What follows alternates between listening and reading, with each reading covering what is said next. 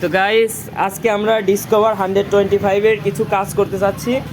তো প্রথমে আমাদের গাড়িটা হচ্ছে অতিরিক্ত তেল খাচ্ছে।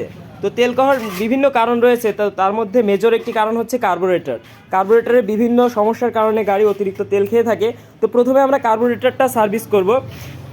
প্রথমে গাড়ির কার্বোরেটরটা আমরা মোটরসাইকেল থেকে আলাদা করে নিয়েছি, নেওয়ার পরে কার্বোরেটরটা সুন্দর করে পরিষ্কার করা হয়েছে।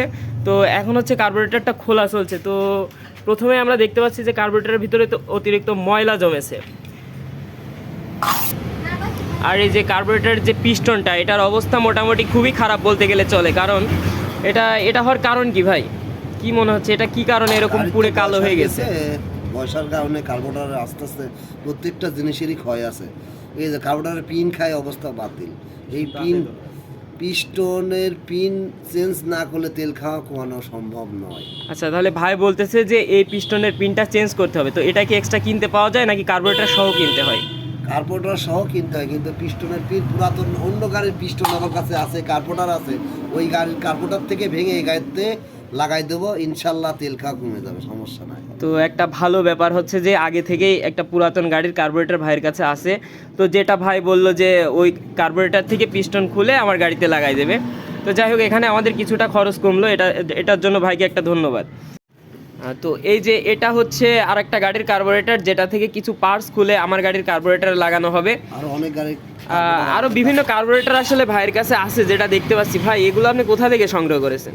অনেক গাড়ির চেঞ্জ যেগুলা মেজর সমস্যা হয়ে যায়, তো অনেক সময় ওইগুলাই চেঞ্জ করি। এখন বেশিরভাগ কার্বোরেটর আর চেঞ্জ করা হয় না, ওইগুলাই সারি ফেলি আর কি। আচ্ছা, আসলে কার্বোরেটরের বিভিন্ন ধরনের সমস্যা হয়ে থাকে, যেটার কারণে মানুষ কার্বোরেটর চেঞ্জ করে ফেলে। তো এই কার্বোরেটরগুলো মূলত নষ্ট, তবে ভিতরে কিছু কিছু পার্টস কিছুটা ভালো থাকে, যেগুলো পরে আবার অনেকের উপকারে আসে। যেরকম আমার এখন একটা নতুন কার্বোরেটর কিনা লাগতো, যেটার দাম প্রায় 2500 টাকা। তো এই ক্ষেত্রে এই কার্বোরেটর থেকে আমি যদি পিস্টনটা খুলে আমার গাড়িতে লাগাই, মোটামুটি ভালো হয়ে যাচ্ছে। তো এটা আসলেও একটা ভালো দিক। অনেক সময় আমরা ধোলাইখালি থেকে সংগ্রহ করি আবার। হ্যাঁ ভাই, এটা ধোলাইখালি ঢাকা থেকে সংগ্রহ করেন মাঝে মধ্যে, না এগুলো বিক্রি হয় এইভাবেও। তো যাই হোক, এটা খোলা হচ্ছে এখন। এই যে এখানেই পিস্টনটা থাকে, তাই না? এটার ভিতর থেকেই দেখি এই পিস্টনের কি অবস্থা।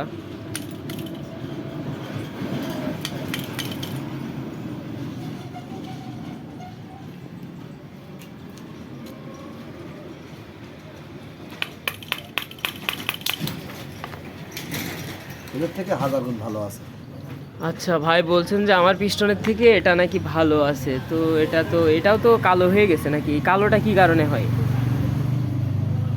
আচ্ছা, পিস্টনের মূলত এই পিনটা মেন, তাই তো?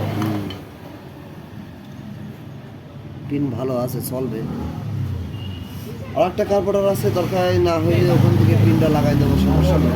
আচ্ছা ঠিক আছে, এখানে বেশ কয়েকটা কার্বোরেটর আছে। তো ভাই দেখতেছে আসলে কোনটা লাগালে মোটামুটি ভালো হবে। ভাই কথা কিন্তু একটাই, গাড়ি কিন্তু 50 কিলো যেতে হবে তেলে, ইনশাল্লাহ। তো যাই হোক গাইস, এই যে কার্বোরেটরের অভাব নাই, কার্বোরেটর আছে যথেষ্ট পরিমাণ। তো অনেক খোঁজাখুঁজির পরে একটা পিন পাওয়া গেল। আসলে কার্বোরেটর অনেক আছে, কিন্তু এগুলো তো মূলত নষ্ট। তো আমার যে সমস্যা, এই কার্বোরেটরগুলোতেও ম্যাক্সিমামগুলোতে সেই একই সমস্যার কারণে এগুলো চেঞ্জ করা হয়েছে। তো তারপরেও একটা ভালো পিন পাওয়া গেছে। তো ভাই বললো যে এটা লাগালে হয়তো হবে। তো ভাই সেটা কি লাগিয়েছেন না লাগাচ্ছেন?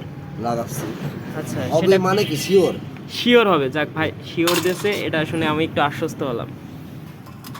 হবে কি শিওর হবে, শিওর হবে। কারণে আর কি তেল খায় সেটা তো চেঞ্জ করে দিচ্ছি। ডিস্টার্ব সেটা যদি ভালোই হয়ে যায়, তেল খাওয়ার আর কিছু নাই। আসলে এটাই একজন দক্ষ মিস্ত্রির পরিচয়। কারণ নতুন জিনিস তো সবাই লাগাতে পারে। নতুন জিনিস যে কিছু বোঝে না, তার কাছেও একটা নতুন জিনিস নিয়ে এসে দিলে সে নতুনটা লাগিয়ে দিল। কিন্তু পুরাতন জিনিসকে যে রিপেয়ার করে কাজ করাটা, এটাই মূলত দক্ষতা। আর এটার জন্যই আসলে মিস্ত্রিকে আপনার দক্ষ মিস্ত্রি বা সে কী বলে, গ্রামের ভাষায় আনাড়ে মিস্ত্রিও বলা হয়ে থাকে। হ্যাঁ, তো just it was fun. But ভাই কাজটা অনেক সুন্দর করে করতেছে, আশা করি গাড়িটা ভালো হয়ে যাবে। তো মোটামুটি কার্বোরেটরের ভিতরের যে কাজ, সেগুলো সম্পূর্ণ করা হয়েছে। এখন বাইরে থেকে নাট বোল্টগুলো টাইট দেওয়া হচ্ছে, এবং এরপর আমরা কার্বোরেটর গাড়িতে সেট আপ দিব। তো সেট আপ দেওয়ার পর আপনাদেরকে দেখানো হবে, ঠিক আছে? তো গাইস, কার্বোরেটর গাড়িতে সেট আপ দেওয়া কমপ্লিট। এখন হচ্ছে গাড়ি স্টার্ট দেওয়া হবে। ভাই তেল কমবে তো? যাই ইনশাআল্লাহ। হোক গাইস, একবারে গাড়ি স্টার্ট, কোনো সমস্যা নাই। তো এখন হচ্ছে গাড়ির রেস অনেকটা বেড়ে গেছে, এটা কি টুনিং করতে হবে এখন। যেহেতু কার্বোরেটর নতুন করে সেট আপ করা হলো, তো কার্বোরেটর থেকে একটু অ্যাডজাস্ট করতে হবে। তো অ্যাডজাস্ট করতে হবে। গাড়ির রেস স্বাভাবিক হয়ে গেছে প্রায়।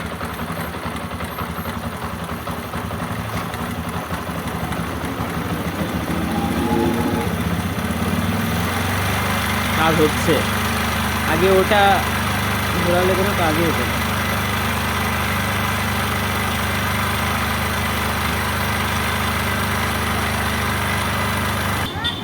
তো গাড়ি কমপ্লিট ভাই, একটা টেস্ট ড্রাইভ হয়ে যাক।